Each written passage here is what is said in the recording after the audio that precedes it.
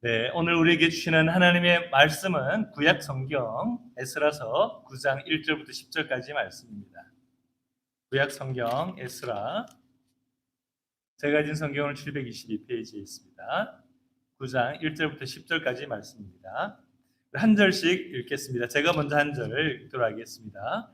이 일 후에 방백들이 내게 나와 이르되 이스라엘 백성과 제사장들과 레위 사람들이 이 땅 백성들에게서 떠나지 아니하고 가나안 사람들과 헷 사람들과 브릿 사람들과 여부스 사람들과 암몬 사람들과 모압 사람들과 애굽 사람들과 아무리 사람들의 가증한 일을 행하여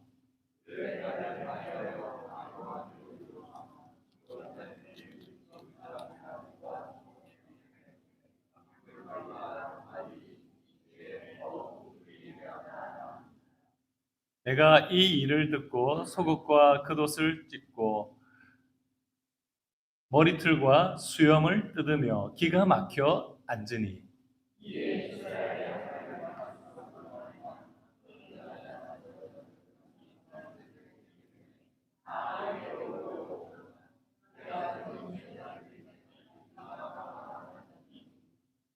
저녁 제사를 드릴 때 내가 근심 중에 일어나서 속옷과 겉옷을 찢은 채 무릎을 꿇고 나의 하나님 여호와를 향하여 손을 들고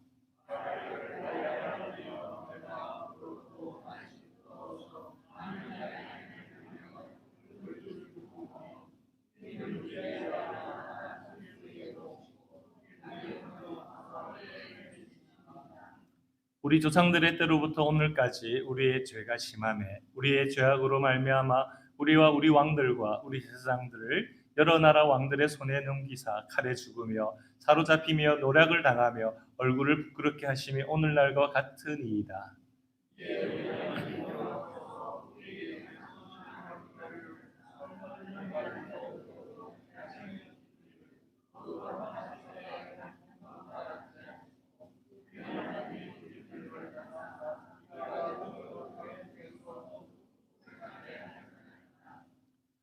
우리가 비록 노예가 되었사오나 우리 하나님이 우리를 그 종살이 하는 중에 버려두지 아니하시고 바사 왕들 앞에서 우리가 불쌍히 여김을 입고 소생하여 우리 하나님의 성전을 세우게 하시며 그 무너진 것을 수리하게 하시며 유다와 예루살렘에서 우리에게 울타리를 주셨나이다.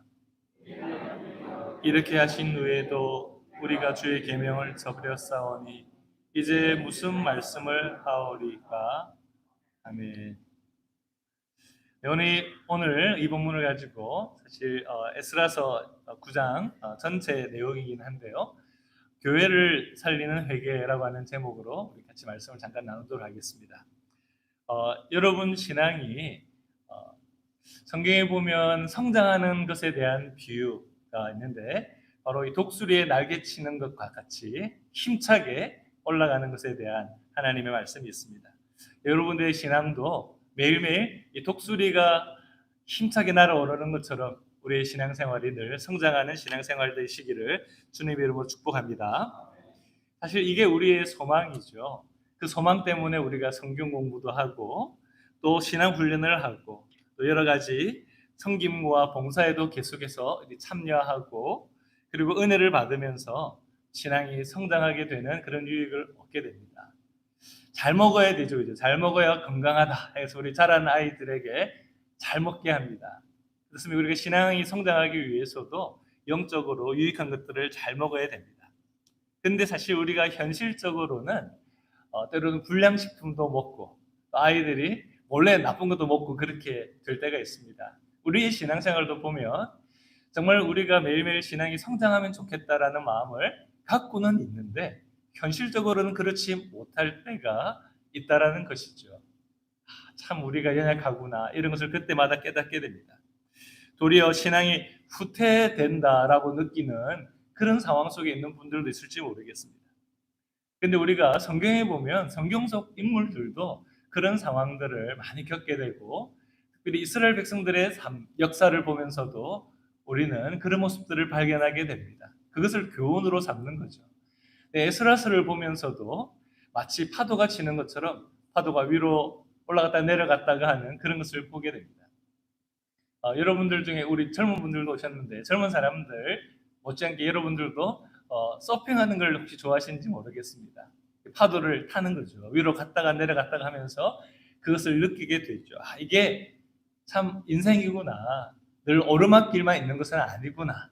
우리의 인격이나 신앙에 있어서도 성장할 때가 있지만 때로는 어려움을 겪을 때가 있다라는 것을 우리는 보게 됩니다. 사실 에스라스를 보게 되면 처음에는 이 상승곡선을 거리는 것을 보게 됩니다. 에스라스 처음에는 아주 기쁘게 시작하는 거죠. 포로로 끌려갔던 그 유대인들이 자기가 그리던 고향 땅으로 돌아가게 되는 상황이 나옵니다. 그리고 그들에게 그곳으로 돌아가서 예루살렘 성전을 재건하는 일로 시작하게 되는 거죠. 예루살렘 성전을 재건할 때 감격이 있었고 기뻤고 은혜가 있었습니다. 열심을 내어서 예루살렘 성전 공사를 하기 위해서 다 수고하고 그 일들을 감당하는 것을 보게 됩니다. 의차의차 열심히 하는 그런 분위기가 있는 거죠.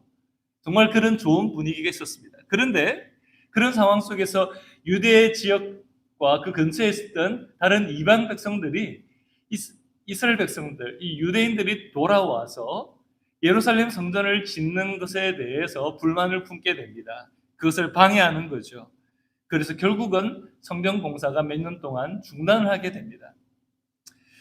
거의 한 16년 정도의 기간 동안 예루살렘 성전을 짓기 위해서 그들이 고향 땅에 돌아와서 수고하고 힘써서 애를 썼는데 예루살렘 성전을 짓는 그것도 신앙적인 이 일이 16년이나 멈춰서 있었던 그런 어떻게 보면 참 답답한 상황의 신앙생활을 그들이 했다라는 것입니다. 그런데 하나님께서는 현실의 무게에 눌려 있었던 그 유대인들, 방해가 많으니까 여러분 신앙생활하는 게 쉽지 않잖아요. 방해를 우리가 쉽게 물리치고 늘 잘한다 이런 사람들은 그렇게 많지 않습니다. 우리가 학교 생활이나 직장 생활, 또 인간관계에 있어서도 이런 방해가 있으면 많이 낙담하게 되죠.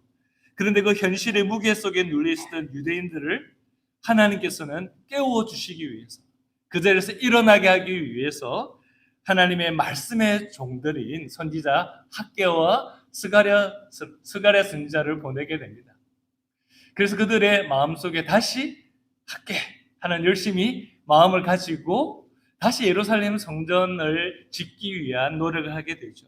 여전히 방해가 있었지만 그들은 현실을 탓하면서 미뤄왔던 성전 공사를 다시 힘을 내서 성전 공사를 감당하게 됩니다.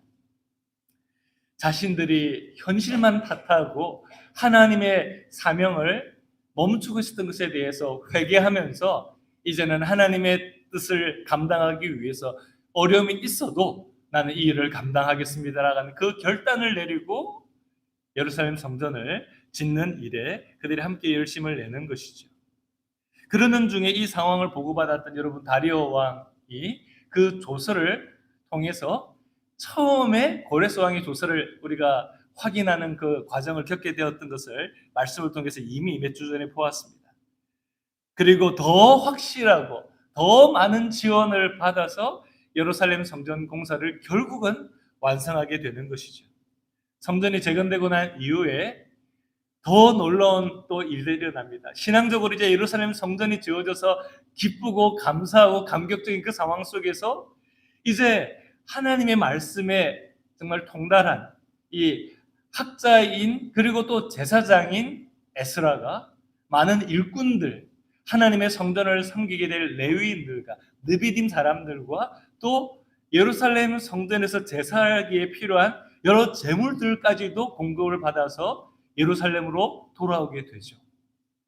외적으로 예루살렘 성전이 지어졌을 뿐만 아니라 그들의 신앙을 다시 재건하기 위한 이런 일들까지도 있게 되었던 것입니다. 흔히 이것을 경사가 겹쳤다 이야기하는 거죠. 여러분들 가정에도 계속해서 경사가 겹치면 참 좋겠습니다. 네. 아멘 하시는 분들에게는 그런 일이 확실하게 일어나기를 소망합니다. 네. 이렇게 우리 부흥사 목사님들이 하시더라고요. 그죠? 네. 마음속 여러분들이 아멘을 잘 하실 줄 믿습니다. 야, 이제 우리는 잘 될 일만 남았어. 이제 우리는 그냥 인생 이제 피는 거야. 잘 될 일만 남았다라고 생각하면서 그들이 이제 그곳에서 학사 에스라와 더불어서 여러 일들을 계획하고 있었을 것입니다. 그런데 이런 상황 속에서 오늘 본문을 보니까 마치 허를 찔린 것 같은 그런 사건이 일어나게 됩니다.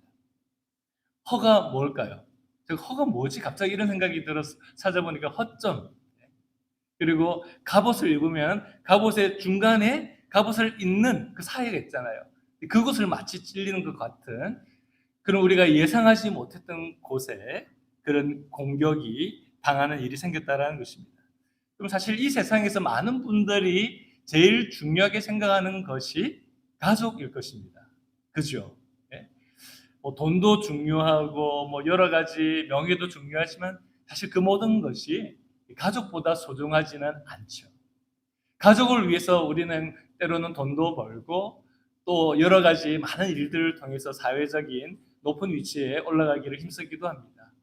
근데 참 어리석게도 가족이 더 소중하고 가족을 위해서 한다고 하지만 사실은 그 과정 속에서 가족을 희생시키는 그런 어리석은 모습들도 우리는 보게 되죠.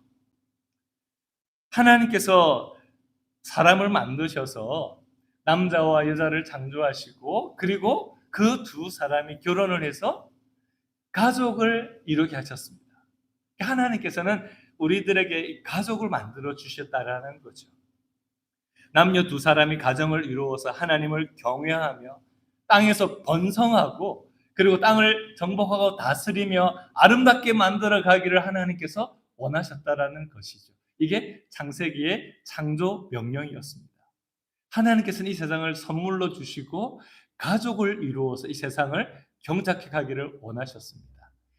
사실 여러분 요즘 세상에 어려운 일들을 우리가 보면서 미래에 대한 걱정이 들 때 우리 자녀들과 또 세상에 이 가족 문제가 많이 일어나는 것을 보게 되죠. 이것이 너무 힘들다고 생각하는 젊은이들이 아예 결혼도 포기하고 또 가정을 이루어지도 않는 또 자녀도 낳지 않는 이런 모습들을 보게 됩니다. 너무 걱정하고 또 현실의 무게가 크니까 아마 그런 것 같습니다. 우리 그것도 이해를 해야 되겠죠. 그러나 사실 우리 세상 속에 살아가면서 모든 상황 속에 항상 어려움들이 있습니다. 하나님께서 우리를 향한 하나님의 계획과 뜻과 비전이 무엇인지를 우리가 사모하며 살아가는 신앙의 모습을 가진다면 우리 자녀들도 살아가는 것이 녹록지 않고 힘들더라도 사랑하는 사람을 만나고 하나님 주신 비전을 따라서 가정을 이루고 또 자녀들을 우리가 낳고 또 키우는 것이 이것이 정말 복된 일인 것을 깨닫게 될 것입니다. 그리고 이렇게 우리가 다음 세대를 위해서도 함께 기도해야 될 줄 믿습니다. 그런데 가족이 하나님이 이렇게 최고의 선물임에도 불구하고 사탄은 이 최고의 선물을 우리에게서 빼앗고자 했던 것이죠. 우리가 인류가 범죄했던 아담과 하와가 타락해서 범죄했던 그곳을 보면 결국은 가정이 깨지는 것을 보게 되죠. 서로를 탓하고 하나님 관계가 깨어질 뿐만 아니라 서로의 관계가 깨어지고 가정이 망가지고 파괴되는 것을 보게 됩니다. 사실 그때뿐만 아니라 이후에도 계속해서 사탄은 끊임없이 하나님께서 만들어서 복의 근원이 되게 하신 이 가정을 공격하는 것을 보게 됩니다. 그래서 여러분 어떻게 보면은 교회의 기초는 가정입니다. 그래서 뭐 가족을 희생하면서 교회를 위해 봉사한다. 사실 이것은 뭔가 헌신전 같지만 잘못된 겁니다. 가족 안에서 우리가 가족을 사랑하고 모범적으로 가족이 하나님 안에서 건강해지면서 교회를 섬겨야 되는 거죠. 하나님께서 우리에게 주신 이 가족이 먼저고 그리고 하나님께 주시는 이 사명을 함께 감당하도록 가정들이 모이고 또 구원받는 자들이 함께 모여서 교회를 통해서 하나님의 일을 감당하는 것입니다. 그래서 가정이 회복되기를 위해서 우리는 기도해야 되는 거죠. 가족들을 서로 돌보고 교회 안에서도 서로의 가정들이 건강하게 서갈 수 있도록 어려움을 함께 볼 때는 기도하고 마귀의 공격, 사탄의 공격을 우리가 이기기 위해서 서로의 가정을 위해서 기도하고 섬기는 그런 모습들이 교회를 건강하게 하는 건 줄 믿으시기 바랍니다. 바로 이러는 가운데 에스라 9장에 보면 우리가 고향 땅으로 귀환한 유대인 공동체의 이런 신앙적인 상승 분위기가 갑자기 땅으로 곤두박질 치는 것 같은 그런 위기를 만나는 거죠. 정말 성전 공사도 완공되어지고 이제 이 성전 공사를 마치고 난 뒤에 이 유대인들이 신앙적으로 성장하도록 좋은 리더들이 먼 곳에서부터 왔고 그래서 계속해서 제사를 잘 드리면서 이렇게 공동체가 건강하게 서가는 것 같은데 갑자기 그 모든 좋은 분위기에 찬물을 끼는 것 같은 그런 일이 생기게 된 것입니다. 가장 소중한 것이 바로 아킬레스건과 같은 그 약점으로 변하게 만드는 사건들이 오늘 나오게 된 거죠. 그게 뭡니까? 바로 이방인과의 결혼, 즉 불신 결혼을 말하는 겁니다. 이건 단지 인종적으로 다른 사람들과 결혼을 막는 것이 아닙니다. 성경에도 보면 이 구약의 이스라엘 백성 가운데도 타인종이 그 예수님의 족보까지 들어가 있는 사람들이 있죠. 기생 라합도 그렇고요. 가나안 족속이었고, 그리고 룻도 모압연이었지만 하나님의 은혜 가운데 예수님의 족보에 들어가는 이런 놀라운 모습을 보게 됩니다. 그러니까 단순히 이방 사람들, 타 인종과 결혼하지 말라 이런 게 아니라는 거죠. 왜 그렇습니까? 오늘 말씀에도 보는 것처럼 그들이 하나님을 믿지 않고 우상숭배를 하면서 살아가는 그런 죄악된 모습, 그 모습이 결혼을 통해서 믿는 가정에 들어오고 교회뿐만 이스라엘 공동체 가운데 들어오기 때문에 바로 그것을 하나님께서 허락하지 않았던 것이죠. 하나님을 믿지 않는 우상숭배하는 이방인들과 결혼을 통해서 바로 신앙 공동체인 이 가정이 흔들리고 결국은 공동체 전체가 어려움을 겪게 된다라는 겁니다. 여러분들이 예수님 믿지 않는 분들과 혹시 결혼을 했던 분들이 있는지 모르겠습니다. 나는 예수님을 믿는데 상대방이 예수를 믿지 않지만 너무 사랑해서 내가 이 사람을 구원시키고 변화시켜야 되겠다. 그런 헌신하는 마음으로 결혼한 분들을 저도 이제 종종 보았는데 하나님의 은혜로 잘 믿게 되는 경우도 있지만 참 안타깝게도 결혼 생활이 너무 힘들게 되는 것을 보게 됩니다.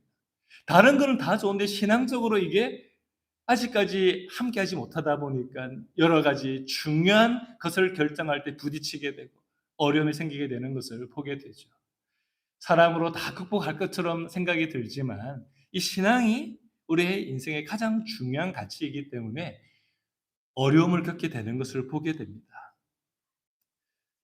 그러나 여러분 사실 이것이 쉽지 않기 때문에 우리가 자녀들을 위해서도 또 다른 사람들을 위해서도 또 성경에 이런 상황이 있다는 것을 인정하면서 그런 문제가 있는 사람들에게 더 믿음으로 섬기고 사랑으로 그런 불신 가정 속에서는 상대방을 섬기라고 권면하고 있습니다.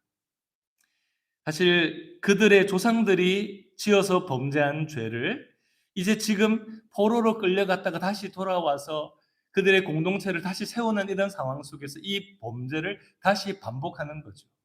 아니 그들의 조상들이 가나안 땅에 들어가서 하나님을 믿지 않는 이방 사람들과 결혼을 하고 그들과 동거하면서 하나님 앞에 범죄하고 끊임없이 그 범죄가 지속되다가 나라가 빼앗기고 비참하게 포로로 끌려가는 그런 상황을 그들이 경험했음에도 불구하고 또다시 이 일이 지금 이스라엘 백성들 유대인 공동체 가운데 있게 되었던 것입니다.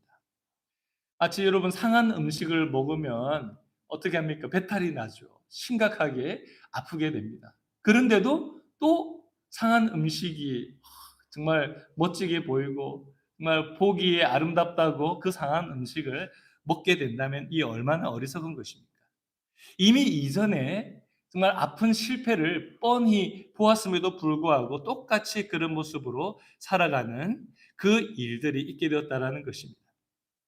결혼을 통해서 그들의 가정의 가치관과 문화와 종교가 서로 영향을 받고 우상숭배하는 그 땅 백성들의 죄가 하나님을 인정하지 않는 그들의 죄와 습관이 그들의 삶의 형태가 다시 유대인들 가운데 스며들게 되는 그런 죄악이 들어오는 문이 열리게 된 것입니다.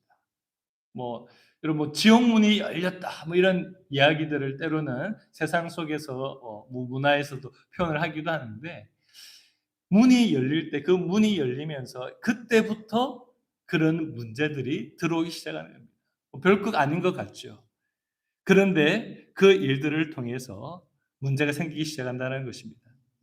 사실 가나안 땅의 종교들은 외적으로 보면 여러 화려한 세상 문화를 같이 갖고 있었습니다. 바알과 아시라, 몰렉 이런 신들은 가나안 땅에 앞선 그런 농경 문화와 여러 가지 많은 발전된 모습을 갖고 있었습니다. 그런데 그들의 우상 숭배는 이 반드시 육신의 욕구, 세상적인 욕심, 그런 정욕과 같이 더불어서 인생을 살아가며 미래에 대한 욕심과 함께 스며든 두려움이 혼합되어 있는 것을 보게 됩니다. 그러다 보니까 자신의 어떻게 보면 아직까지 어떤 인생이 펼쳐질지 모르기 때문에 끊임없이 자기의 욕심을 채우기 위해서 우상을 만들고 그 우상으로부터 저주를 받지 않고 자기 스스로 만들어낸 그 우상을 통해서 어떻게 보면은 저주받지 않고 잘 되기 위하여서 그들의 종교 행위는 심지어 자기가 사랑하는 자신의 자녀까지도 제물로 바치는, 불태워 제물로 바치는 인신 제사가 당시의 가나안 땅에 우상 숭배하는 그런 종교 가운데 있다라는 거죠. 특별히 대표적으로 몰렉 이 신을 섬기는 그런 우상 숭배가 그런 것이었고, 바알과 아세라를 섬기는 그런 모든 것들도 음란한 행위를 동반하는 그런 타락한 모습들이 있다는 것을 보게 됩니다. 이러한 죄악을 시작하게 되었다라는 거죠. 그 죄악을 여전히 짓고 있는 이방 사람들과 결혼을 하면서 그들의 문화도 들어오고 그들의 종교도 들어오면서 그런 모습이 이스라엘 백성들 가운데 새로운 문화로, 새로운 흐름으로 유대 백성들 가운데 그러한 모습이 생기기 시작했다는 것입니다. 이런 죄악을 다시 시작한 일에 일반 백성들뿐만 아니라 오늘 말씀을 보니까 제사장들과 레위인들, 바로 이런 지도자들까지도 포함되어 있었고, 심지어 어떤 사람들은 앞장서서 이 일들이 괜찮다라고 하는 것이죠. 오늘날 보면 여러분, 오늘날 문화 속에 하나님 기뻐하지 않는 가치관을 마치 인권이라는 이름으로 이야기하는 분들이 있습니다. 우리가 모든 사람을, 우리도 죄인이었기 때문에 모든 사람을 사랑하고 존중하고 그들을 그리스도의 사랑으로 섬겨야 되지만 죄까지도 인정하게 만드는 이런 모습들이 교회를 어지럽히는 것을 보게 됩니다. 사실 여러분, 우리가 외적인 것이 잘 해결되었다고 자동적으로 내적인 것까지도 해결되는 게 아닙니다. 외적으로 집을 샀다고 여러분 결혼할 때 결혼식을 멋지게 하고 결혼할 때부터 집을 장만하고 내 집, 나는 결혼할 때부터 집이 있어. 그리고 수입도 안정적인 수입이 있다고 여러분 가정생활도 저절로 행복하고 사랑하는 가족이 탄생하게 됩니까? 그런 것은 하나의 여러 가지 많은 것들 중에 조건이 될 수는 있지만 저절로 가정생활이 사랑과 행복과 그리고 성숙한 가정이 되는 것이 아닙니다. 때로는 외적인 것이 잘 되는 것 같은 그런 때에 깨어있지 않으면 내적으로 우리의 마음속에 우리의 죄악된 동기를 자극하고 그러한 병균이 침투해서 우리의 삶이 곪고 병들게 되는 그런 일이 생기게 되는 거죠. 제가 이제 치과 치료를 어릴 때부터 제가 단 거를 좋아했는가 봐요. 지금 단 거를 별로 안 좋아하는데 옛날 어릴 땐 단 거를 좋아해서 제가 치아가 많이 상했습니다. 그래가지고 최근에도 이 브릿지를 했는데 안에 이 상에서 썩고 있는 건 잘 안 보이잖아요. 이걸 그냥 놔뒀다가 지금 이제 큰 공사를 해야 될 상황이 되었습니다. 근데 보면 죄가 비슷한 것 같아요. 잘 보이지 않기 때문에 그곳에 문제가 생기는 것을 방치하게 되면 그것이 큰 문제가 되는 것이죠. 포로에서 귀환한 유대 공동체가 하나님의 은혜로 성전을 재건했는데 너무나 어이없게 하나님의 백성의 정체성, 그게 뭘까요? 구별된 사람들, 거룩한 백성, 이 거룩을 상실하게 되었다라는 것입니다. 외적으로는 예루살렘 성전을 재건했는데 정작 그들이 하나님 백성으로서 지켜야 될 거룩은 점점 더 무너지게 되었다라는 것이죠. 여러분, 우리의 신앙생활은 어떻습니까? 우리의 신앙생활에 있어서도 외적인 것은 상당히 중요합니다. 교회 예배에 열심히 참여하고 봉사하고 성경 공부하고 또 이런저런 사회적으로도 교회가 해야 될 일들을 감당하는 것은 정말 중요한 일입니다. 이것이 절대로 나쁘거나 문제가 되는 것은 아닙니다. 그런데 혹시 이런 외적인 것은 행하고 있는데 우리의 내면 생활은 어떻습니까? 우리의 가족에 있어서의 생활은 어떻습니까?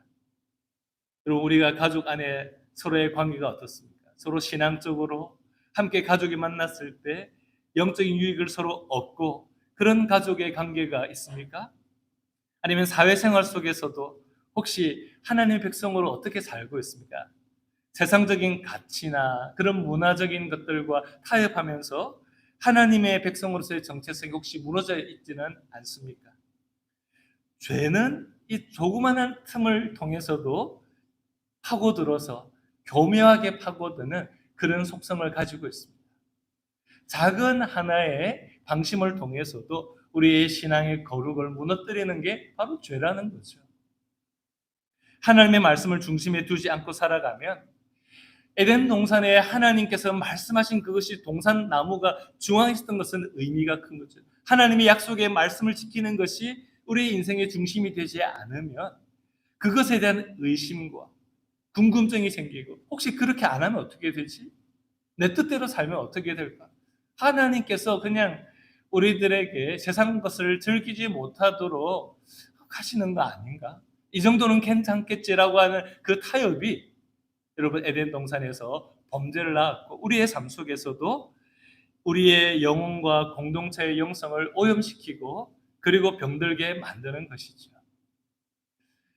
많은 세상의 기업들이 돈을 벌기 위해서 환경 가게를 합니다. 그러면서도 별로 그것이 문제되는 것처럼 되지 않는 것처럼 이야기하다가 지금 우리가 살고 있는 이 지구촌에 얼마나 많은 몸살을 앓고 있습니다. 환경 오염이 심각해져서 막 지구에 수많은 재앙들이 지금 일어나고 있습니다. 때로는 우리가 어떻게 보면 경제적 이익이나 이런 삶의 이익들 때문에 우리의 삶에 정말 중요한 것들을 파괴시키는 것에 동참하게 되는 그런 모습이 생기는 것을 오늘날도 우리가 보는 것이죠. 하나님 앞에 우리가 신앙생활 잘 뿐만 아니라 이런 사회적인 책임들도 감당해야 되는 것입니다. 우리가 개인적으로 경건한 신앙과 더불어서 하나님께서 만드신 세상과 이웃들을 돌보는 일 또한 영적인 일이라는 것을 우리는 알아야 되는 것이죠. 유대인들의 영적인 재건을 담당했던 지도자 에스라는 이 소식을 들은 뒤에 너무나 기가 막히게 되었던 것입니다. 그 마음의 절망과 고통으로 옷을 찢고 머리털과 수염을 떴습니다. 이것이 바로 얼마나 극심한 고통 가운데 있는지 그 충격 가운데 한참을 앉아있게 되는 거죠. 저녁에 제사를 드릴 때가 되어서야 에스라는 하나님 앞에 무릎을 꿇고 손을 들고 기도를 하게 됩니다. 제사를 드리는 게 아니라 제사를 드리기 전에 하나님 앞에 회개해야 될 것을 먼저 회개하는 것이죠. 성경에도 예수님이 비유에 말씀하셨죠. 너희들이 제사를 드리기 전에 누군가 관계가 깨어지고 화해하지 않은 그 생각이 나거든. 그 사람과 가서 화해하고 제사를 드리라. 우리가 예배를 드리는 것이 소중한 일이지만 하나님의 뜻대로 살지 아니하고 거룩을 상실한 채 회개하지 않고 외적인 종교 행위만 하는 것은 의미가 없습니다.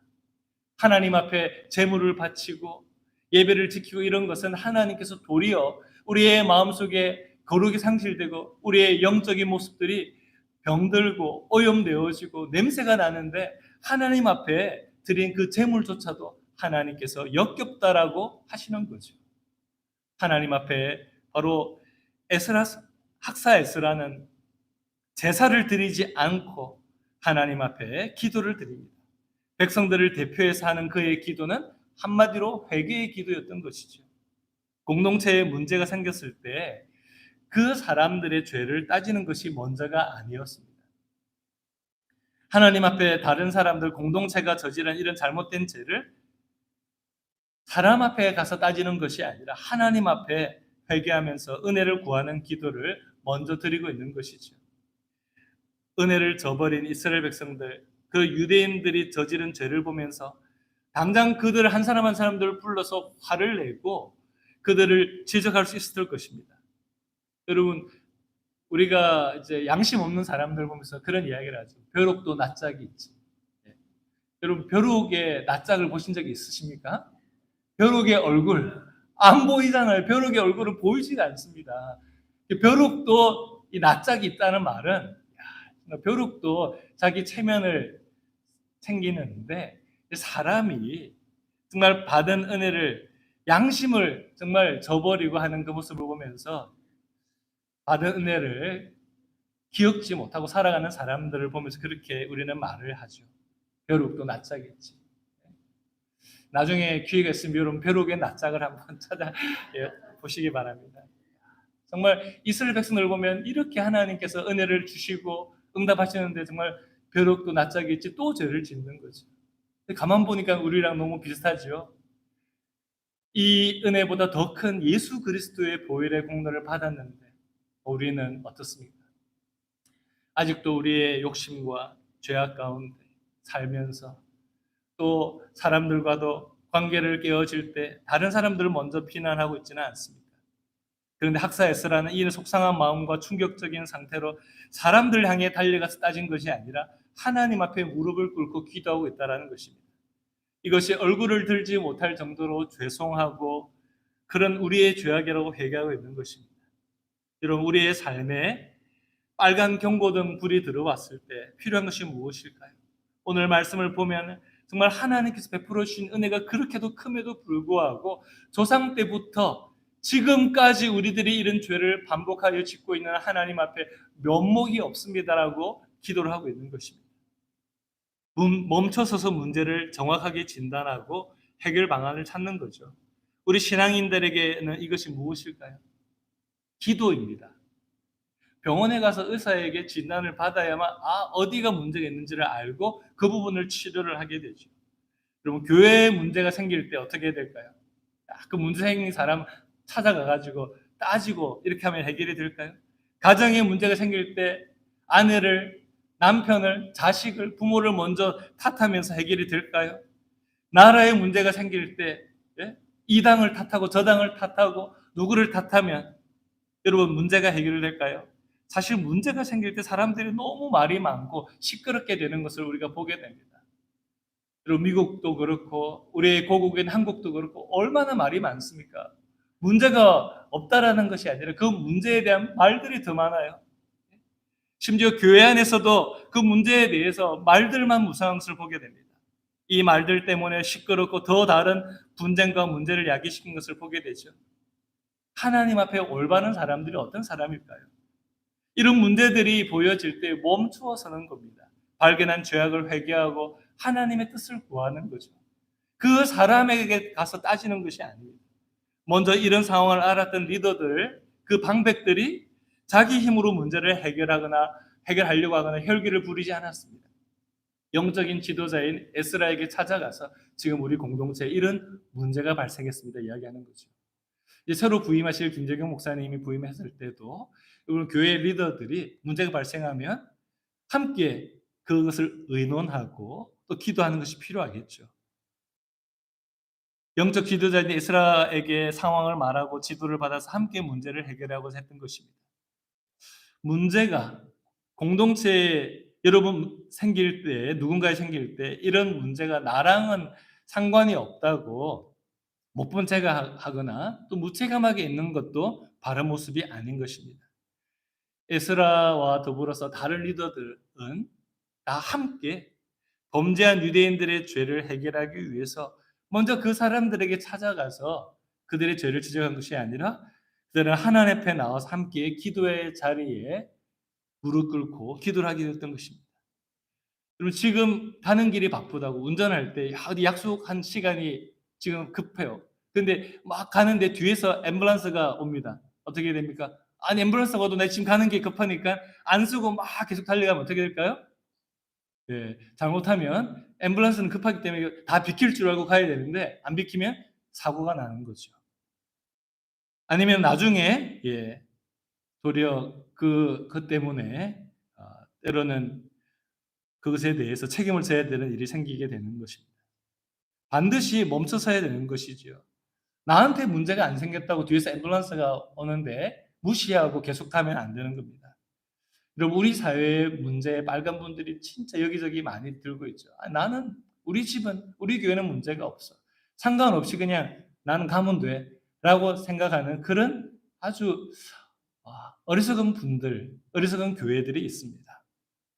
여기서 우리가 중요한 깨달음을 보게 되죠. 나 자신을 포함해서 교회를 살리기 위해서, 민족을 살리기 위해서, 나라를 살리기 위해서, 그리고 세계 열방을 살리기 위해서 바로 이런 하나님께서 빨간 불이 들어오게 하는 이런 사인을 주실 때 어떻게 될까요? 함께 기도의 자리로 나가야 되는 것입니다.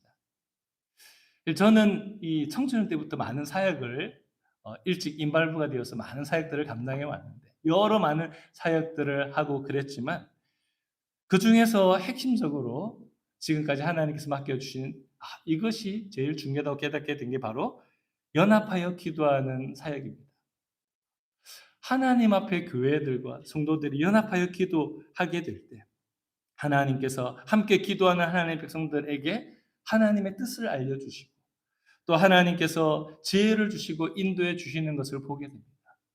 그런데 교회들과 성도들이 기도하러 함께 모이지는 않고 열심히 자기 분주한 일들을 감당하기 바쁜 거죠. 개인적으로, 가정적으로, 교회적으로 너무 바빠요. 그러나 정작 기도하기 위해서 함께 모여서 우리가 살고 있는 이 땅을 위해서, 민족을 위해서, 열방을 위해서 기도하는 그 자리에 여러분 함께 나아가 기도하시기를 부탁드립니다.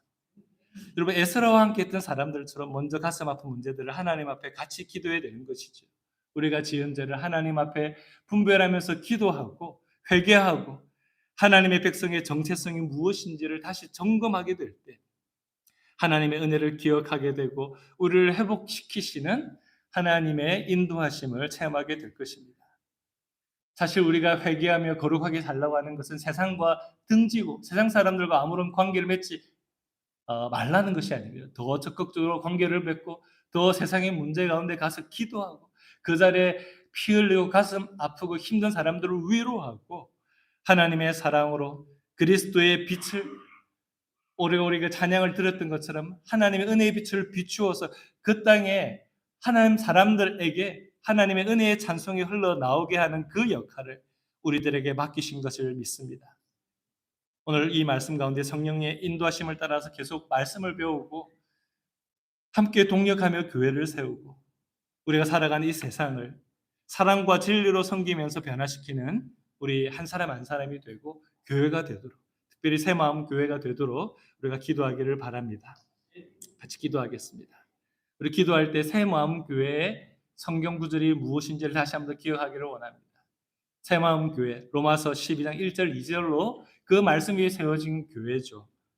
그러므로 내가 하나님의 모든 자비하심으로 너희를 권하노니 너희 몸을 하나님이 기뻐하시는 거룩한 산 제물로 드리라.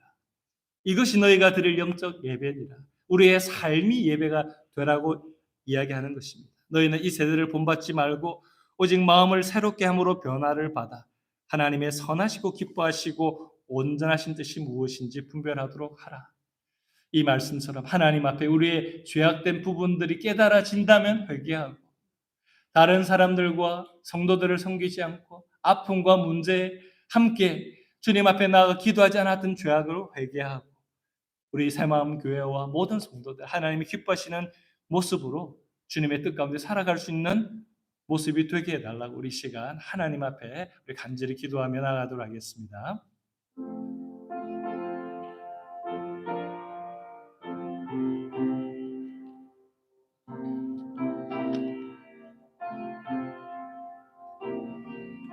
아버지 하나님 감사합니다. 우리의 연약한 부분들을 알게 하여 주시는 하나님, 교회를 살리는 것이 하나님 아버지 무엇인지 이 나라를 살리고 미국을 살리고 한국을 살리고 열방을 살리는 것이 무엇인지 오늘 알기를 원합니다. 하나님 앞에 먼저 무릎 꿇고 회개하며 하나님의 백성들 리더들과 모든 성도들이 기도의 자리에 나아갔을 때 하나님께서 사람들의 마음속에 하나님의 은혜를 구하고 회개하며 각자의 자리에서 스스로 죄악을 끊어버리고 하나님께서 주시는 말씀 가운데 세임을 얻게 되는 그런 부흥의 역사가 있게 될 것을 믿습니다.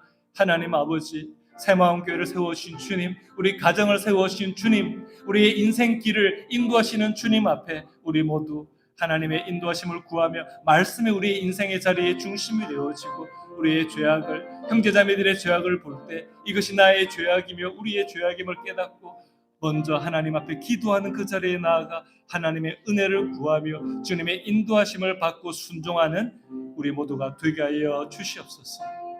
예수님 이름으로 기도드렸습니다.